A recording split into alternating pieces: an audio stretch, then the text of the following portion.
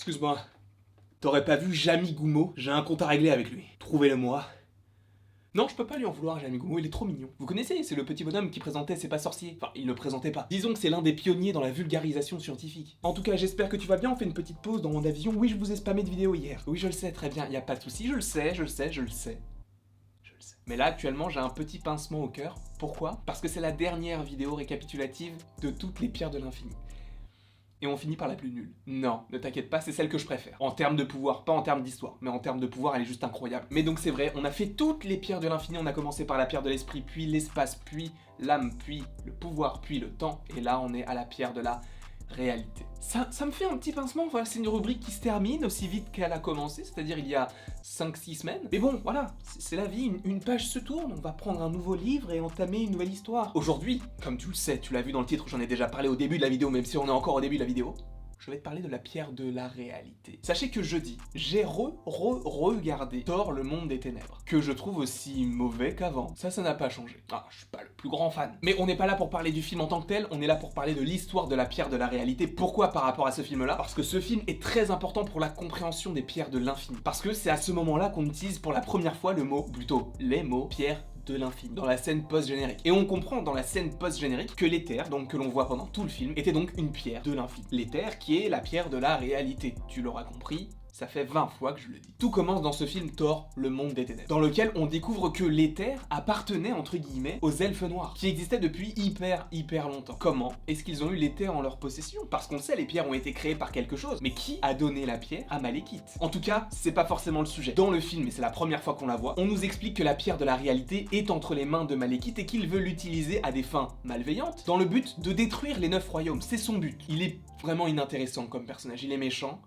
Parce qu'il est méchant en fait, c'est nul. Mais bon, passons sur Malekith. Il a donc la pierre de la réalité, sauf que c'est Bor, donc le père d'Odin, le grand-père de Thor, a récupéré l'éther à Malekith pour le cacher dans une sorte de sous-sol. On ne sait pas vraiment si c'est sur Asgard, on ne sait pas vraiment si c'est sur Terre, si c'est dans un autre monde, on ne sait pas du tout. J'ai revu le film, à aucun moment on nous précise dans quel monde cela est. Peut-être que c'est sur Terre, mais ça m'étonnerait beaucoup. Quoi qu'il en soit, Jane Foster tombe, comme par hasard. Non mais quand même, c'est abusé franchement. Ils sont au Nouveau-Mexique. Ils vont à Londres parce qu'il a des petites signatures étranges. Bon, ok, ils sont à Londres. Mais comme par hasard, Jane Foster se rend au bon endroit, au bon moment pour découvrir la pierre de la réalité qu'elle a en elle et comme par hasard, après tu as Thor qui a trop de hasard. C'est pour ça aussi que j'ai pas trop aimé le film. Mais revenons sur la pierre. Donc, comme je vous l'ai dit, Jane Foster récupère la pierre qu'elle emmène ensuite sur Asgard grâce à Thor qui l'emmène et à Heimdall. Donc, une fois sur Asgard, moi, il y a une phrase d'Odin qui m'a interpellé quand j'ai revu le film, donc jeudi. C'est assez étrange parce que c'est la seule entité qui est présente sous cette forme liquide quand les autres entités de ce même genre sont des pierres. Et en fait, c'est vrai que personne n'avait tilté que Odin parlait des pierres de l'infini en fait à ce moment-là. Je trouve ça juste dingue quand tu revois des films et tu te dis ah mais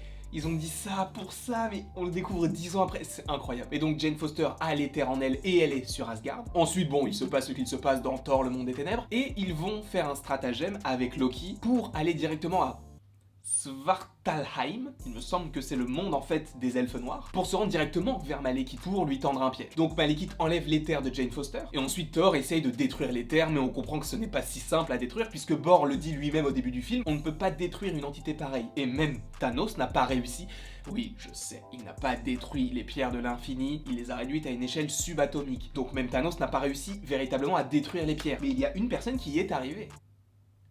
Wanda. Et Wanda, je vais pas vous faire un dessin, je ne vais pas vous expliquer qui elle est. Tu la connais. WandaVision, histoire de Wanda, histoire de Vision. Tu connais l'histoire, tu sais ce qu'il se passe, tu sais à quel point elle est puissante. Mais donc même Thor n'a pas réussi à détruire la pierre de la réalité. Pierre de la réalité que récupère donc Malekith, et ensuite il va à Londres pour détruire le monde et les 9 royaumes.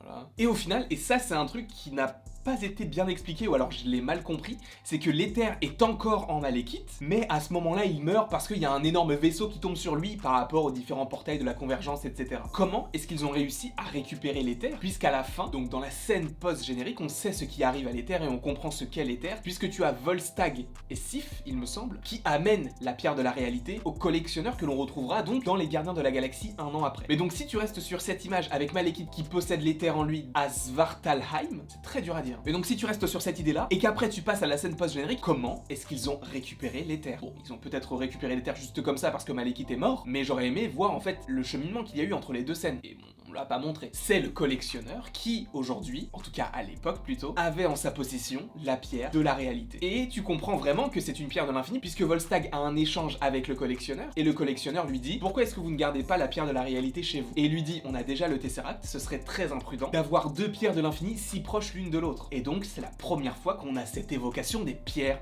de l'infini. Et donc, il la donne au collectionneur, le collectionneur la récupère, il la cache sûrement dans sa collection, et lui-même le dit, on en a une. Plus que 5. Donc on sait qu'il y en a 6, donc pas 7 avec la pierre de Lego, même si bon, il y a certaines rumeurs qui disent que c'est pas impossible, je n'y crois pas trop. Mais donc tu as cette idée que le collectionneur aujourd'hui a la pierre de la réalité et qu'il veut les collectionner, du coup, puisque c'est le collectionneur. Et de toute façon, tu le vois dans Les Gardiens de la Galaxie volume 1, avec le fait qu'il veuille récupérer l'orbe, donc la pierre du pouvoir. Ce qui veut dire qu'il aurait pu avoir en sa possession la pierre du pouvoir et la pierre de la réalité. Mais on va faire un bond de 5 ans, donc de Thor le monde des ténèbres à Infinity War. Puisque dans Infinity War, on revoit le collectionneur face à Thanos. On n'a pas le réel affrontement entre les deux personnages, on sait que cela s'est passé, on ne sait pas si le collectionneur est toujours en vie, à mon avis c'est pas impossible qu'il soit déjà mort, mais donc Thanos récupère la pierre sur l'astéroïde Nowhere où se base donc la collection du collectionneur, et après donc il y a l'affrontement avec Gamora, puis Infinity War, etc. Et ensuite dans Endgame, les pierres sont détruites, pas détruites, réduite à une échelle subatomique. Tu as compris en tout cas toute l'histoire de la pierre de la réalité, et le problème que j'ai avec cette pierre là, c'est que ça s'appelle la pierre de la réalité, donc c'est censé modifier, alterner la réalité. Sauf que